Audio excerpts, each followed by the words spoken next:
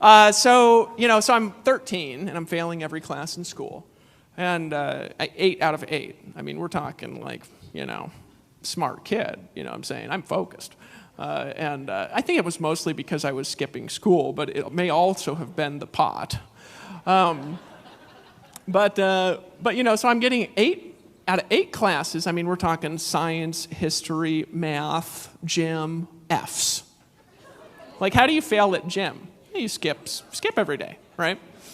So I'm driving with my dad in the car, and I've got a beanie hat on, and it's Alaska, it's freezing, right? So I need a hat, and I'm like dressed up with everything, and I got the snow boots on and everything, and I'm folding my arms, and he's driving me to karate. And my dad looks like he's getting progressively more and more irritated for a couple of minutes, right? And I don't, know why he's irritated. He's like a Wood guy, which means you have a short temper and blow up at everything, right?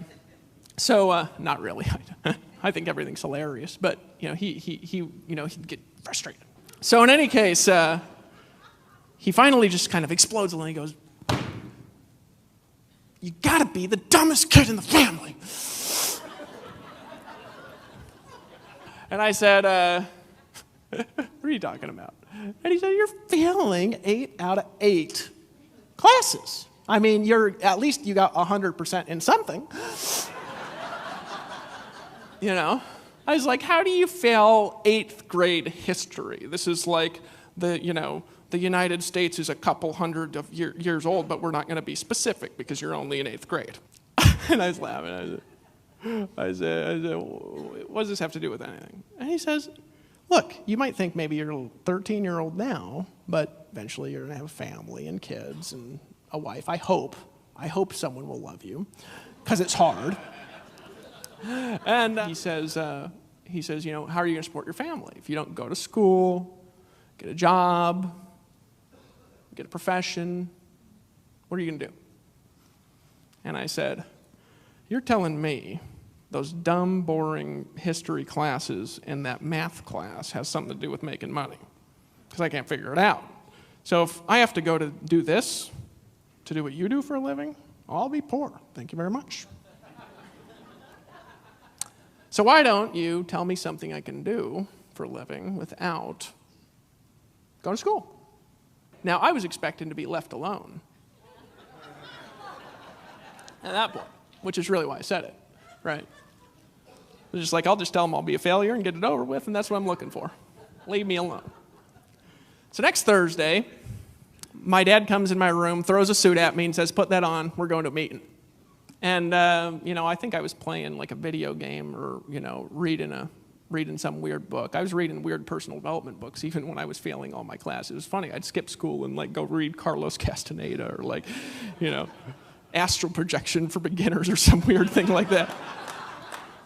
How to teleport, I got my first Tony Robbins course when I was 12, I actually stole it, funny enough, when I was 12, from Walden Books. Right. Now, the only reason I tell you about that is because when I was a kid, I shoplifted for, I think, a year or two. And then later in my life, I was a missionary. And, I was a missionary, and repentance was a big deal in the church I grew up in. And so I actually made a list of everybody that I ever stole from and paid them back at least double what I stole when I was 19. So I can talk about things like that, freely. And laugh about it, because it's not a weight on my consciousness at all, Sometimes you need to get rid of the past to open up a new future. So anyway, my dad throws a suit at me, and I reluctantly put it on. And I say, where are we going? He says, I'm taking you to a meeting, right? So we drive down to the Salvation Army, and we go in this room, and there's like all these bored-looking people in suits, and me, and my dad, and a homeless guy. And he's like, that guy kind of looks homeless. And my dad said, yeah, that's a homeless guy. He actually sleeps outside the courthouse. I said, what he's doing here? My dad said, I don't know. So my dad went and talked to somebody. He says, oh, somebody said they'd give him dinner if he came to the meeting. Not the best prospecting strategy. Now, just because I'm homeless doesn't mean necessarily the best prospects, You know what I'm saying? I mean, you're like, well, Dave was homeless. I'll go down to 2nd Street and prospect. Maybe I'll find a Dave Wood in my downline and get rich. So anyway, this guy walks in. And this guy just starts talking and trying to tell jokes, but nobody thinks they're funny. And he's just talking like stories for, something like this. And then he starts talking about the dream and living on the beach. And I was like, it's Amway. Right? Keep in mind, I'm 13, right? And so this guy's telling jokes and stories. Now, this homeless guy keeps interrupting through the meeting, right? Because there was only 2 guests, and this guy had flown up from Seattle or something. So, I just thought it was the funniest thing ever. I was like, why did my dad take me to an Amway meeting? I'm 13. What is this? This is that thing where there's like soap in the closet downstairs, and we get that toothpaste that makes our teeth yellow. I said, what are we doing here, right? So this guy is talking, and this homeless guy is interrupting with like the rudest questions ever. Who in here has ever done a home meeting? Who in here has ever done a home meeting where it's like a presentation, not a video, like old school with a whiteboard, and somebody rude is there just constantly interrupting you, right? Anybody here ever done that, right? Where there's like that guy who's like, this is a scam. Isn't this illegal, Why did you invite me over to this? You're trying to get all of us in your scam. He's asking questions like that, which is making this guy burst into laughter. And it was actually funny watching the interaction between the 2 of these guys, right? Because there's like this guy talking, and then there's this homeless guy interrupting, and he bursts into laughter, right? And then like nobody else thought it was funny except for me. So I'm laughing, and so I think he figured that the only guest in the room was either homeless or 13, so his chances were shot, right? So in any case, he gets to the magical part of the presentation and starts talking about the comp plan, which is impossible to understand. I mean, the goal is to confuse you in, you know what I mean? Am I really in Amway or not? Well, you don't know until you join. Right? And so anyways, he gets to the comp plan, and this guy goes, how much money you making? Right? Now, I was assuming this is like my dad, which was, of course, nothing in like 40 years. And I was like, yeah, this is it. This guy's flying across the country and to make $1.42. I just know it. I am gonna make fun of him to no mercy after he answers this question. I actually thought he'd dodge the question and say, I'm more excited than I've ever been in my life. So I listened to this Amway tape one time, and they were talking about this guy. This guy's name's Rocky, right? And he used to write a check to your downline. You'd get a check from the company and write a check to your team. I was actually still doing that in 2005, right?